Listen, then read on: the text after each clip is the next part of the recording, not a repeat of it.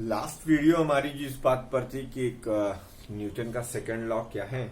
अब इस वीडियो में हम लोग डिस्कस करेंगे some important consequence of Newton's second law of motion. लेकिन उससे पहले मैं कुछ और चीजें आपको इसके बारे में बताना समझता हूँ कि आप और भी कुछ चीजें जान जाएं इसके बारे में। ठीक है, सम कॉन्सिक्वेंसेज ऑफ, तो हेडिंग हमारी जो है वो ये है, some consequences of Newton's second law of motion. ये हमारी मेन हेडिंग है, some consequences of Newton's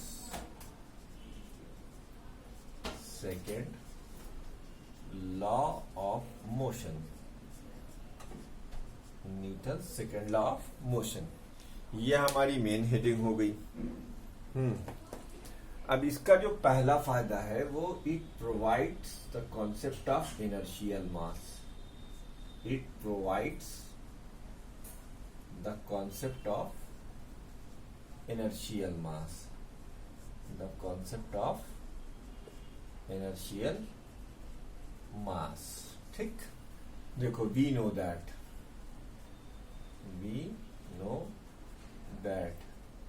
A is equal to F by M, sorry, ऐसे लिखो, F is equal to M is equal to F by A, F is equal to A by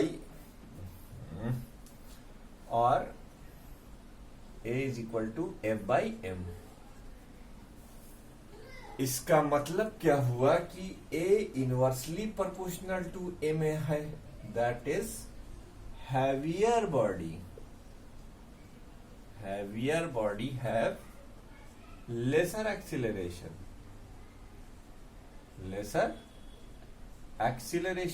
and vice versa।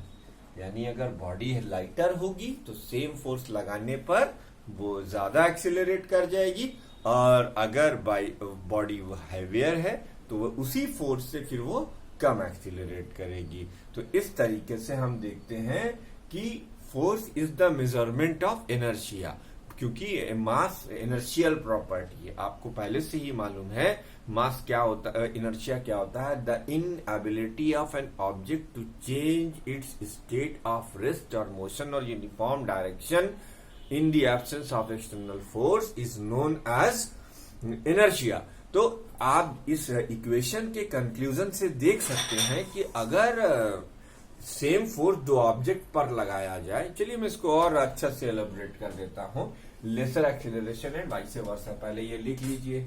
अब मान लीजिए आपके पास दो object हैं जिस पर आप सेम फोर्स लगा रहे हो, M1 A1 is equal to M2 A2। तो इफ अगर M1 अपॉन M2 कर दिया जाए तो ये हो जाएगा A2 अपॉन A1। इफ अरे नहीं, तो M1 अपॉन M2, बेटा हमने M2 को M1 के डिनोमिनेटर में कर दिया है, तो A2 के डिनोमिनेटर में ऑटोमेटिकली A1 आ जाएगा। फिर हम देख सकते हैं देन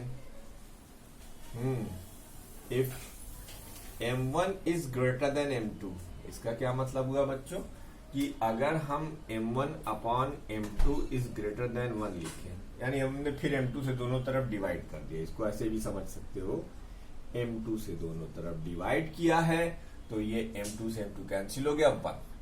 तो अगर ये प्रोपोर्शनलिटी है कि यानी M1 M2 से भारी है, तो आप देख सकते हैं then A2 upon A1 is greater than 1, it implied that A2 is greater than A1। यानी जिस बॉडी का मास कम होगा उसका एक्सीलरेशन ज्यादा होगा, और जिस बॉडी का मास ज्यादा होगा उसका एक्सीलरेशन कम होगा। तो इसका मतलब ये क्या प्रोवाइड करता है, it provide the concept of inertial mass. तो ये फोर्स किसको मेजर कर रहा है, एक्चुअली इनर्शियल मास को। उसके बाद भाई ये मेजरमेंट ऑफ फोर्स है, इसमें कोई कहने की बात ही नहीं है। इसका दूसरा जो, इसको वीडियो को पॉज करके अच्छे से नोट कर लीजिए। अब दूसरा जो कॉन्सेप्ट है वो बता रहा हूं। दूसरा कॉन्सेप्ट क्या है कि it provide the quantity measurement of force. ये जो सेकंड वाला है, it provide it provides quantitative measurement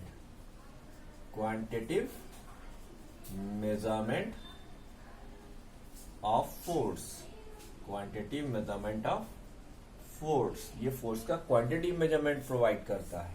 इसका क्या मतलब हुआ कि F की वैल्यू m इंटू ए होती है, यानी m इंटू, इसे आप लिख सकते हैं dv अपॉन dt। क्यों बेटा, m is equal to dv upon dt है। तो इसका मतलब if we know the mass of the object, and able to change and able to measure change in velocity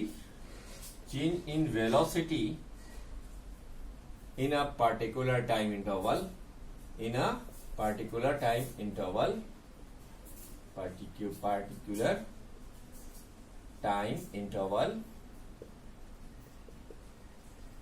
then we measure force। अब ये force को major करने का तरीका हो गया, ठीक। ये दूसरा हो गया। अब तीसरा इसका कंक्लूजन फर्जी का है, लेकिन अब लिख दिया है तो हम भी लिख देते हैं। No force is required to maintain constant motion. No force required to maintain constant motion. Maintain constant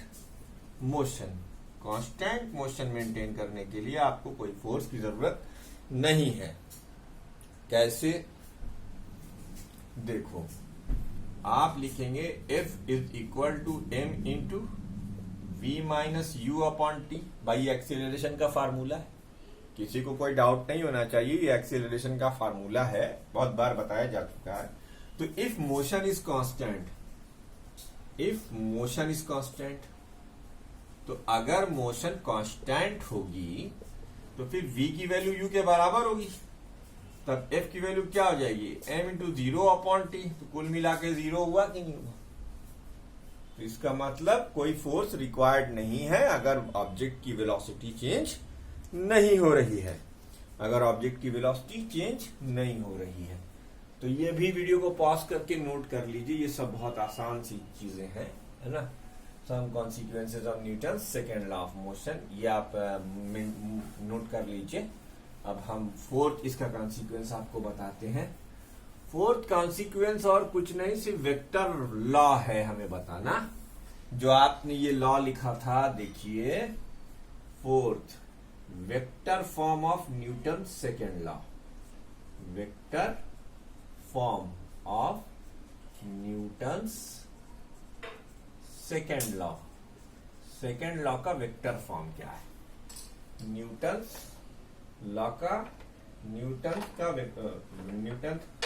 second law का वेक्टर फॉर्म। बेटा आपने लिखा vector f is equal to D vector p upon D T. ये देखो, ये vector version है, ठीक। इसको आप यूं भी लिख सकते हो, m इंटू डी पी, हाँ सॉरी, तो ये हो गया dp बाई डी टी। अब आप इसे ऐसे भी लिखते हो, m इंटू ए। क्यों बेटा, लिखते हो नहीं लिखते हो?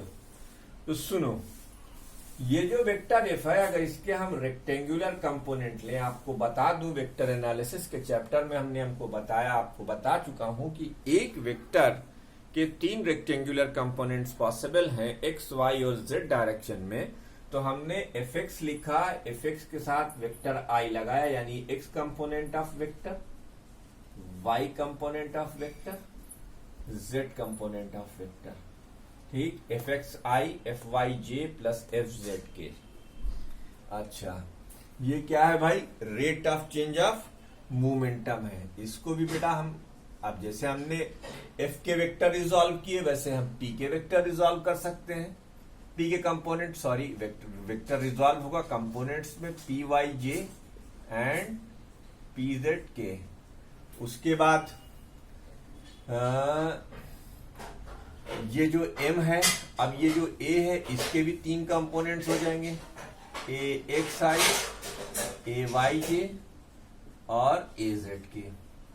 ठीक, ये 3 कंपोनेंट हो गए। तो बेटा आप एफ एक्स को लिख सकते हो, एफ एक्स को आप लिख सकते हो D by D T of P x, यानी एक्स डायरेक्शन का फोर्स जो है वो एक्स डायरेक्शन का मोमेंटम चेंज करता है और उसकी वजह से एक्स डायरेक्शन में एक्सीलरेशन होता है। उसी तरीके से एफ वाई की बात करी जाए, देखो एफ वाई है तो आप लिखेंगे D by D T of P Y और फिर आप लिखेंगे एम इंटू ए वाई। उसी तरीके से आप एफ जेड की अगर बात करें तो D by D T of P Z यानी एम इंटू ए जेड। तो ये हो गया वेक्टर का कंपोनेंट फॉर्म, ये हो गया वेक्टर का कंपोनेंट फॉर्म। एक्स एक्सिस पर फोर्स लगाने से एक्स एक्सिस का मोमेंटम बदलेगा, एक्स एक्सिस के मोमेंटम बदलने से एक्स एक्सिस पे बॉडी एक्सेलरेट या डी एक्सेलरेट करेगी, वाई एक्सिस पे फोर्स लगाने से वाई एक्सिस पे डी एक्सेलरेट या एक्सेलरेट करेगा और वहां का मोमेंटम बदलेगा। सिमिलर डिस्कशन जेड के लिए भी किया जा सकता है। ठीक है, और ये तब पॉसिबल है जब बॉडी किसी एक एंगल पर इंक्लाइंड हो। जब एंगल पर इंक्लाइंड होगी तो फिर उसके 3 कंपोनेंट्स हैं। अगर आपने वर्टिकल में केवल फोर्स लगाया तो वाई वेक्टर, हॉरिजॉन्टल में लगाया तो एक्स वेक्टर। ठीक है, इन दोनों के परपेंडिकुलर डायरेक्शन में लगाया तो फिर के वेक्टर यानी जेड एक्सिस आ जाएगा। अदरवाइज ये 3 वेक्टर, एक वेक्टर रहेगा, नहीं तो अगर कंपोनेंट के टर्म्स में लिखेंगे तो 3 वेक्टर। अच्छा, अब जैसे मान लीजिए एक बच्चे ने बड़ी अच्छी बात कही, कुछ लोग हमारे वीडियो के नीचे उल्टा सीधा कमेंट किए थे, मैं उनको नहीं यहाँ नाम लेना चाहता क्योंकि कि हमें अपना काम करना है और बाकी हमें इससे कोई मतलब नहीं कोई क्या कह रहा है। एक बच्चे ने बड़ी अच्छी बात की, तो चलिए हम आपको उसी स्विंग में समझाते हैं कि बेटा जैसे मान लो कि तुम्हें ये उम्मीद है कि अगर हम इस व्हाइट बोर्ड पर ताकत लगाएंगे तो कुछ देर के बाद ये व्हाइट बोर्ड दीवार के अंदर धंस जाएगा। अगर ऐसा तुम्हें जरा सा भी आभास हो जाए तो हो सकता है कि तुम कभी ये ट्राई करने की कोशिश करो कि हम किसी ऑब्जेक्ट पर फोर्स लगाएं और वो धीरे धीरे, तो बेटा स्टार्टिंग में तुम अपने फोर्स की इंटेंसिटी कम रखोगे, धीरे धीरे अपने फोर्स की इंटेंसिटी बढ़ाओगे, अपनी मैक्सिमम ताकत लगाओगे, फिर वो धीरे धीरे घटती चली जाएगी। तो फोर्स का नेट इफेक्ट जब आपने लगाना शुरू किया और जब तक आप लगाते रहे, इसकी मेजरमेंट के लिए एक टेक्निकल टर्म इंट्रोड्यूस किया गया जिसको हम इंपल्स कहते हैं। क्या कहते हैं? इंपल्स। इंपल्स इंट्रोड्यूस किया गया है। वो क्या बताता है कि it is the what is the net effect of the force applied in object is measured by it's impulse. Impulse क्या मेजर करता है? इंपल्स सिंपली मेजर करता है impulse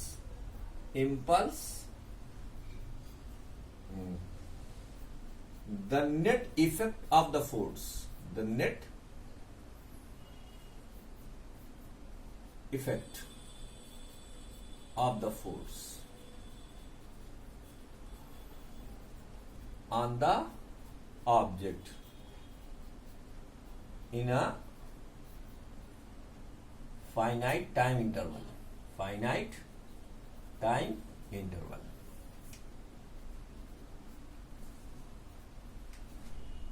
is measured by the impulse. impulse आपको net effect बताता है। कौन बताता है नेट इफेक्ट? इंपल्स बताता है net effect of the force. या फिर a physical quantity which is used to give an idea about the dynamical change in dynamical state of a moving object. The physical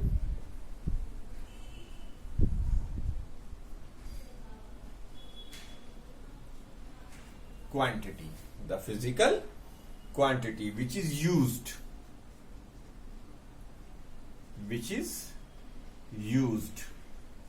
to get an idea, to get an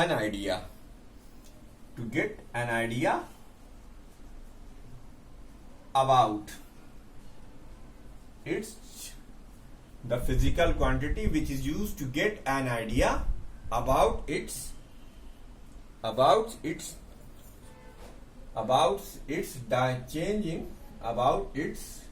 change in dynamical state. Dynamical state का मतलब जैसे कोई body motion में है तो कभी उसकी velocity क्या थी, उससे क्या फर्क पड़ा, उसके थोड़ी देर बाद उसकी वेलोसिटी अगर बदल गई तो क्या फर्क पड़ा। तो ये होती है डायनामिकल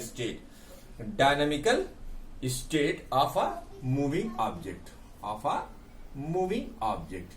ये तो इसकी लिटरल मीनिंग हो गई, मूविंग ऑब्जेक्ट, ठीक। और mathematically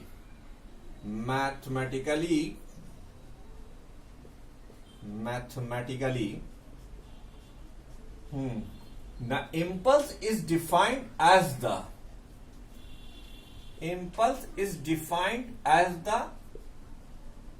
product of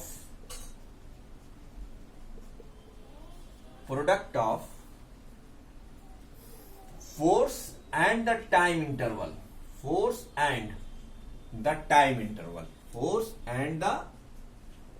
interval. For which force is acting.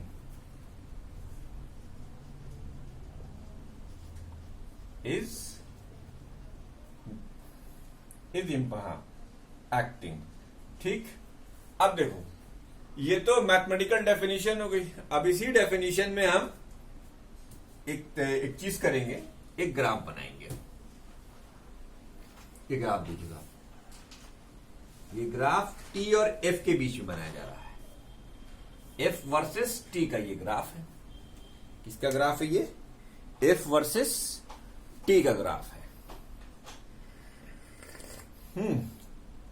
तो ये एफ वर्सेस टी के ग्राफ में मान लीजिए आपने किसी ऑब्जेक्ट पर फोर्स लगाना शुरू किया, वो धीरे धीरे बढ़ता रहा, वही वाला दीवार वाला कॉन्सेप्ट, और फिर धीरे से घट गया, यहां तक आया आराम से एकदम। तो आप देख रहे हैं कि यहां फोर्स की वैल्यू मैक्सिमम हो रही। ये T1 टाइम इंटरवल है, ये T2 टाइम इंटरवल है। कुछ इस तरीके का आपका अप्लाइड फोर्स का ये एक एग्जांपल है।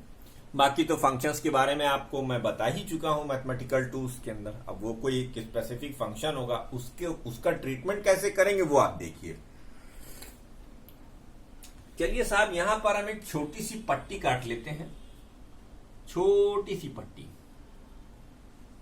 जिसकी विड्थ जो है वो dt है। क्या है बेटा? विड्थ। इसकी विड्थ जो है वो dt है और इसकी जो लेंथ है वो f है। तो एलिमेंट्री इंपल्स इसकी वैल्यू क्या हो जाएगी? f into D T. और इसको हम लिखते हैं, आपकी किताब शायद DI लिखती है, मैं इसको DJ से लिखता हूं, इससे लिखता हूं DJ से। जो भी लिखा हो देख लेना, DJ, ठीक है। तो elementary impulse is equal to f into D T, that is equal to DJ। तो नेट चेंज क्या हो जाएगा भाई? Net impulse in the time interval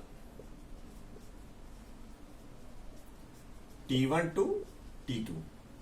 बेटा, जब आपको कभी भी नेट निकालना हो और आपके पास ऐसा वेरिएबल हो, तो मैंने आपको बारंबार बताया है कि आप इंटीग्रेशन का सहारा लेंगे, लिमिट रखेंगे T1 से T2, एफ टी का फंक्शन होगा और ये dt, ठीक। ये हो गया इंपल्स का फार्मूला। अब तुम कहो सर ये तो बड़ा दिक्कत है, तो चलो अब हम तुम्हारे लिए इसको एक आसान फार्मूले में भी तोड़ देते हैं। घबराओ मत, इसको हम एक आसान फार्मूले में भी तोड़ देते हैं, चिंता मत करो। तो बेटा ये वीडियो को पॉज कर इसको नोट करो। इसकी क्वालिटी के बारे में जरूर बताइएगा कि इस वीडियो की क्वालिटी कैसी है। आप लोगों के कमेंट हमें उत्साहित करते हैं और अच्छी वीडियोस बनाने के लिए। तो चैनल को सब्सक्राइब कर लीजिए, बड़ा आसान होगा। दूसरे वीडियोस को बार बार देखिए, वीडियोस को ही देखने से आपका बेड़ा पार होगा। जो वीडियो नहीं देखेंगे वो नुकसान में रहेंगे। मैं पहले आपको हिंट दे दे रहा। तो भैया ये वाली डेफिनेशन को let an average force F applied on an object for time delta t, then impulse का formula F into delta T. देखो कितना आसान फार्मूला टूट गया, ये याद रखना, F इंटू डेल्टा टी। बच्चों अगर F की वैल्यू हम M into A into delta T लिखे तब भी आपको कोई दिक्कत नहीं होगी। तो ये J की वैल्यू लिखी जा रही है। अच्छा, ये जो A है इसकी वैल्यू हम ये लिख सकते हैं delta V upon delta T, rate of change of velocity. ऊपर भी डेल्टा टी, नीचे भी डेल्टा टी, कैंसिल आउट। तो देखो J की वैल्यू क्या आ गई, M इंटू डेल्टा V। और आप जानते हैं ये क्या है, चेंज इन मोमेंटम। इसी को कहते हैं इम्पल्स मोमेंटम थ्योरम। क्या कहते हैं इसको, इम्पल्स मोमेंटम थ्योरम। ये जो है यानी impulse is equal to change in momentum, ये इम्पल्स मोमेंटम थ्योरम कहलाती है। यानी फोर्स का नेट इफेक्ट क्या होता है बेटा, अल्टीमेटली ऑब्जेक्ट के मोमेंटम चेंज के बराबर होता है, change in momentum. Impulse is equal to change in momentum, ये इम्पल्स मोमेंटम थ्योरम है।